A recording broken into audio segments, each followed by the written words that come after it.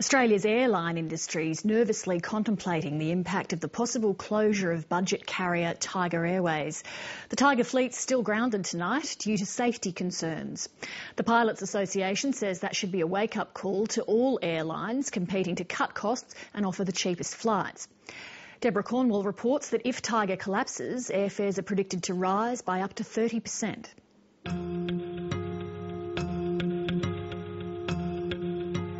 Would you fly with them again? Probably not, no. Unfortunately. Oh, no, they were useless. All they said to us is, we're sorry. Furious commuters were the frontline casualties when Tiger Airways went into sudden shutdown on the weekend.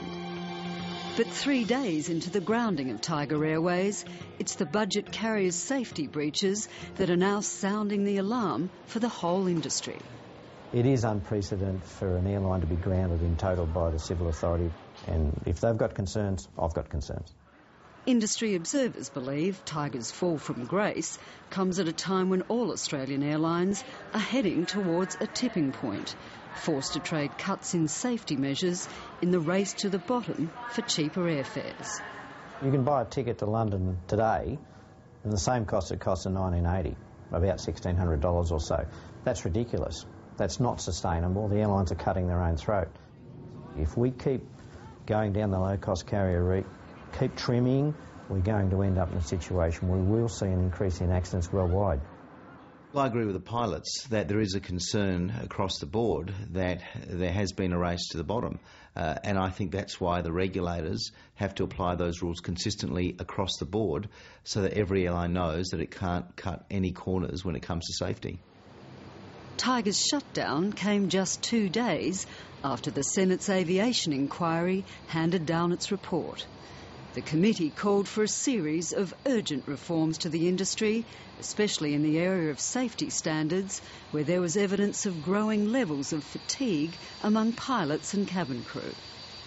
The evidence the Senate inquiry heard was very alarming in terms of issues of fatigue, and there was one leaked email from Jetstar where one managing pilot told his other pilots, quote, toughen up princesses, when some of them complained about fatigue. Now that's the sort of culture that must be avoided at all costs. There are a number of accidents worldwide that were clear indicators that pilots were making basic mistakes and causing the loss of the aeroplane and human life.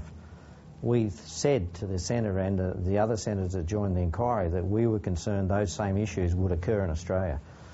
Now, this incident with Tiger Airways seems to be an indication that perhaps we were right. In 4 years of operation in Australia, Tiger has already captured 5% of the market. Their cut-price fares a major boon for the struggling domestic tourism industry, especially for resort operators in Queensland who've been hit hard, first by natural disasters and now the high dollar.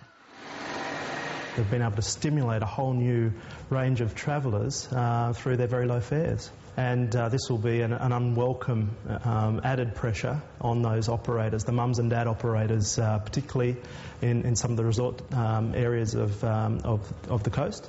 So I think they'll be very anxious to see Tiger flying again. Many observers believe the Tiger brand has been so damaged by the shutdown, cheap fares alone won't be enough to lure travellers back. But despite operating losses of $1.5 million a day, Tiger, it seems, is ready to do whatever it takes, backed by the deep pockets of its major shareholder, Singapore Airlines. I've spoken to Tiger, and what they've said to me effectively is that if CASA tells them to jump, they want to know how high. They want to fix this, and I think they've been quite shocked by this as well.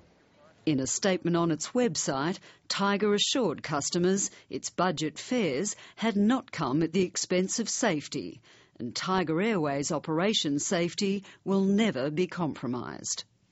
I've seen some analysis that if Tiger leaves the market, there will be a spike in airfares between 15 to 30%.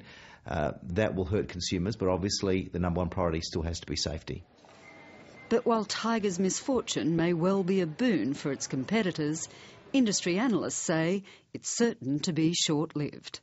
If it's not Tiger in the market providing those low fares, I think there'll be someone else. Over the long term, it might be a short-term reprieve, but the war goes on for the airlines. Deborah Cornwall reporting.